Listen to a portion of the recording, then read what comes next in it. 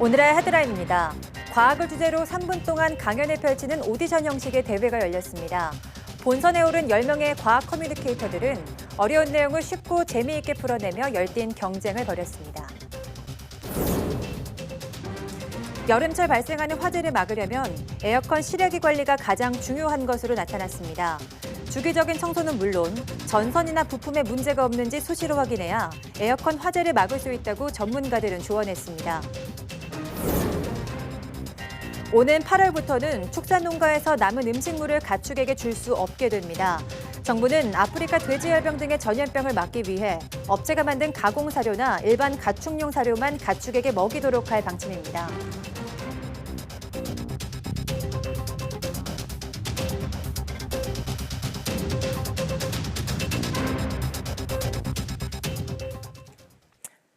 여러분 안녕하십니까? 5월 13일 사이언스 투데이입니다. 어려운 과학 지식을 3분 안에 쉽고 재미있게 설명하는 오디션 형식의 대회인 페임랩이 열렸습니다. 참가자들은 짧은 시간 동안 과학을 주제로 쉽고 재미있게 소통하기 위해 열띤 경쟁을 펼쳤습니다. 이혜리 기자입니다. 식물 세포를 둘러싸고 있는 세포벽을 외투에 비유한 참가자. 사람의 옷이 다르듯 세포도 종류에 따라 각기 다른 옷을 입고 있다고 설명합니다. 봄바람 휘날리며 흩날리는 벚꽃잎은 꽃잎 세포의 특성을 쉽게 설명하기 위해 노래 한 소절도 서슴지 않습니다.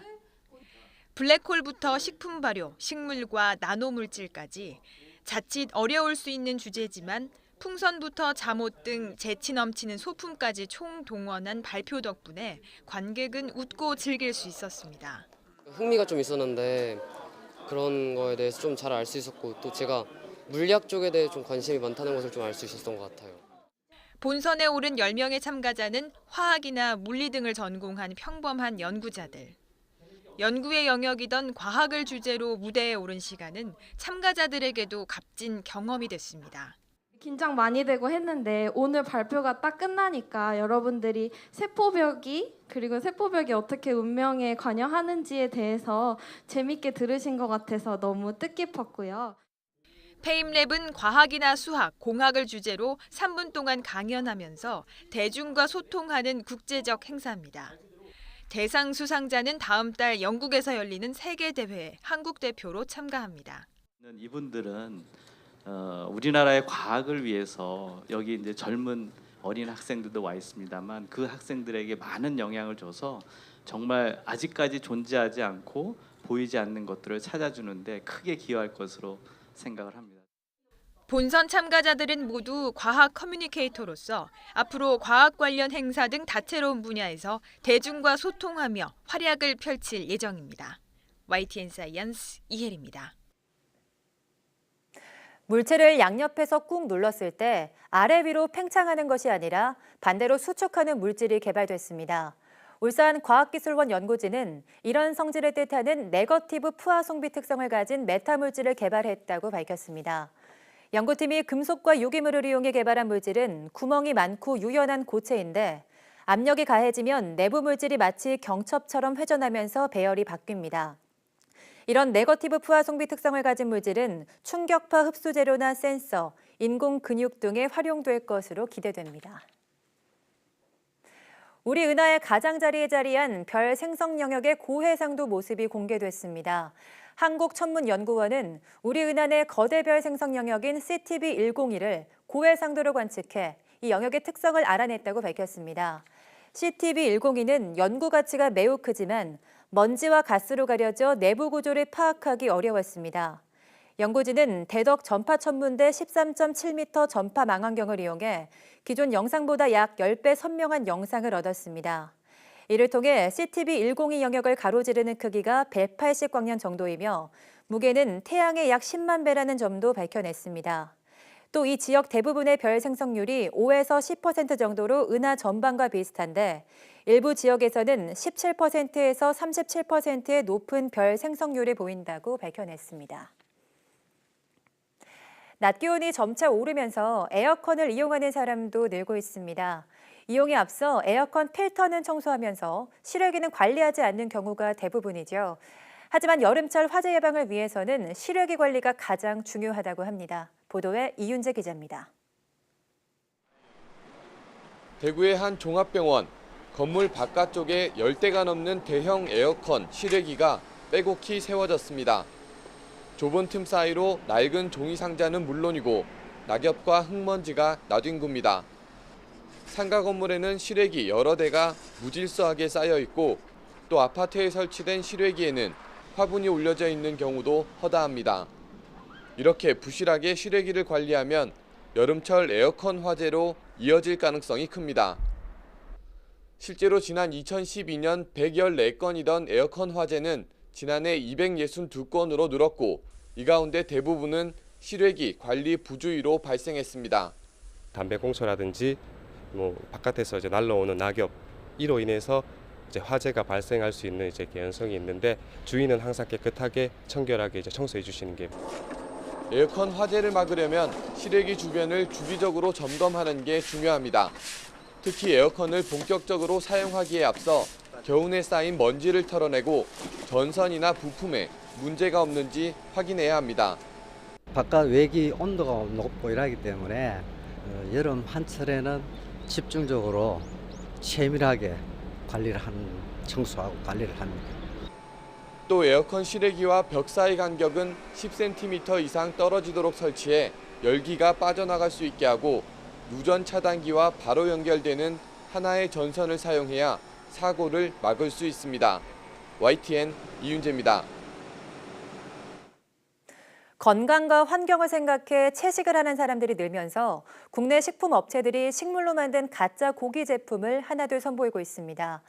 고기의 맛과 질감은 물론 육즙까지 비슷하게 구현했다고 하는데 과연 어떤 맛인지 신윤정 기자가 취재했습니다. 불판에서 지글지글 익어가는 선홍빛 패티. 콩 단백질을 위주로 소고기 맛을 낸 식물성 고기입니다. 최근 한 수제버거 식당에서 내놓은 메뉴인데 SNS를 보고 온 채식주의자나 외국인 등이 주로 찾는 등 아직은 한정돼 있습니다. 소고기를 좀 소화하기 힘드신 고객분들이나 아니면 소고기를 좋아하지 않고 요즘 건강을 생각하셔서 그런가 건강한 음식을 더 찾으시는 분들을 위해서 선택지를 좀 다양하게 해드리고자. 처음 맛본 일반 소비자들 반응은 일단 식감이 고기와 완전히 같지는 않지만 햄버거 전체와 잘 어울린다는 평가입니다. 고기의 식감은 아닌 것 같은 통조림 햄이나 참치캔 같은 맛이었던 것 같아요. 근데 맛있어요. 치즈버거 먹었을 때보다 훨씬 더 좀 맛있다? 이렇게 확 올라오는 느낌이 강했고 아보카도랑 같이 어우러지면서 더 부드럽게 느껴졌던 것 같아요. 미국 유명 대체육 생산업체가 만든 제품으로 국내 식품업체가 지난 2월부터 국내 판매에 나섰습니다. 또 다른 국내 식품 대기업은 자체 생산한 식물성 대체 육류 제품을 최근 출시했습니다. 밀에서 추출한 식물성 단백질로 닭고기의 맛과 쫄깃한 식감은 물론 식물성 기름을 이용해 육즙까지 살렸다는 게 업체 측의 설명입니다.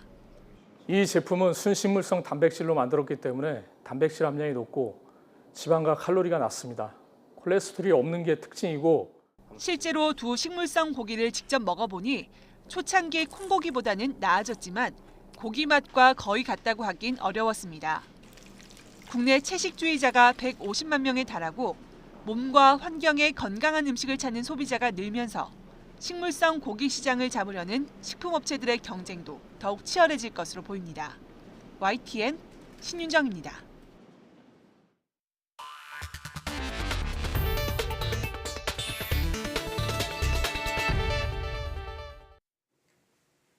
일부 축산 농가에서는 아직도 남은 음식물을 가축에게 먹이고 있습니다. 하지만 앞으로는 아프리카 돼지열병 등 전염병을 막기 위해 남은 음식물을 돼지 등 가축에게 직접 주는 것이 전면 금지됩니다. 임수근 기자입니다. 정부가 남은 음식물, 이른바 잔반을 돼지나 개 등 가축에게 직접 먹이는 것을 금지하기로 했습니다. 환경부는 이 같은 내용으로 폐기물 관리법 시행 규칙을 고쳐 오는 8월부터 시행할 계획이라고 밝혔습니다.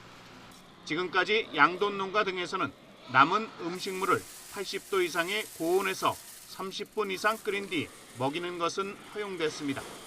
그러나 앞으로는 양돈 농가뿐만 아니라 모든 축산 농가는 음식물 사료와 업체가 만든 가공 사료나 일반 가축용 사료를 먹여야 합니다. 정부가 남은 음식물을 가축에게 먹이는 것을 금지한 것은 최근 중국과 동남아, 유럽, 아프리카 등지를 휩쓸고 있는 아프리카 돼지열병 때문입니다. 아프리카 돼지열병에 오염된 육가공품이 국내로 유입돼 사육돼지에게 공급되는 경로를 미리 차단하기 위해서입니다.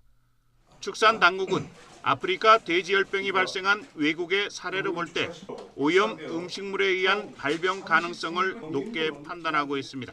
우선적으로 자가 처리한 농가에 대해서는 저희들이 좀 금지를 시켜야 되겠다 하는 것이기 때문에 왜냐하면 외국의 사례를 보면 중국도 마찬가지로 한 35% 정도가 잔반을 통해서 이렇게 전염이 된다고 하거든요. 현재 전국 돼지 농장 6,200여 곳 가운데 남은 음식물을 먹이는 곳은 250여 곳입니다. 정부는 아프리카 돼지열병에 오염된 축산물의 국내 반입을 차단하기 위해 공항과 항만 등 국경 방역을 강화했습니다. 또 몰래 축산물을 들여오는 행위를 막기 위해 과태료도 최대 1,000만 원으로 대폭 높였습니다. 아프리카 돼지열병이 발생할 경우 국내 양돈 농가가 입게 될 피해 규모는 최소 수조 원 이상으로 우려되고 있습니다. YTN 임수은입니다. 소 등 많은 가축이 구제역이나 AR 등으로 희생돼 축산 농민들은 그동안 안타까운 마음을 달랠 길이 없었는데요. 이런 가운데 충북도가 동물 위령비를 세워 가축들의 넋을 위로하기도 했습니다. 김동우 기자가 보도합니다. 높이 3m 규모의 육중한 위령비가 제막됐습니다. 인간을 위해 또는 구제역 등 질병으로 죽은 소나 돼지, 닭 등 가축들의 넋을 위로하고 생명의 존엄성을 일깨우기 위한 동물 위령비입니다. 위령비 하단에는 인간을 위해 산화한 생명, 그 고귀한 희생은 인류 복원 증진의 밑거름이 되었습니다. 라고 적혀 있습니다. 우리 축산 농가들이 가서 트라우마를 내려놓을 데가 없었기 때문에 이렇게 상징물을 만들어서 농가들과 더불어 공무원, 여기에 종사하는 모든 분들이 여기 와가지고 넋을 위로할 수 있는 그런 장소를 마련하게 되었습니다. 충북 도내에서는 지난 한 해 동안 소와 돼지 등 가축 1억 6천여 마리가 매몰 처분되거나 도축되었습니다. 이는 전국 세 번째로 많은 숫자입니다. 수많은 가축을 매몰 처분하면서도 어디에서도 가축의 넋을 기릴 장소나 방법이 마땅치 않았던 축산 농민들은 다소나마 위안을 찾게 됐습니다. 특히 트라우마에 시달려온 축산 농민들은 동물 위령비 제막을 크게 반기고 있습니다. 매몰이나 살 처분을 하고 나면은 많이 심란하기도 하고 우울했었는데 늦게라도 이렇게 위령비를 세워주시고 위로를 해주시니까 저희들 입장에서는 지금이라도 위령비 제막을 계기로 충북도는 세계 동물의 날인 10월 4일 동물 위령제를 개최해 매몰 처분과 도축 등으로 희생된 동물들의 넋을 기릴 예정입니다. YTN 김동호입니다. 바다에 사는 단세포 생물인 와편무류의 신종 2종이 우리나라 바다에서 발견됐습니다. 해양수산부는 경남 마산만과 진해만에서 신종 와편무류 2종을 발견해 국제학계에 보고했다고 밝혔습니다. 이번에 발견된 신종 2종은 스크립시엘라 마산엔시스와 자이로디니움 지네엔스라는 학명이 붙여졌습니다. 와편무류는 사람의 약 100배에 달하는 유전자 정보를 갖고 있는데 오메가3와 천연색소 등 기능성 물질을 지녀 앞으로 바이오 소재로 활용 가능성이 큽니다.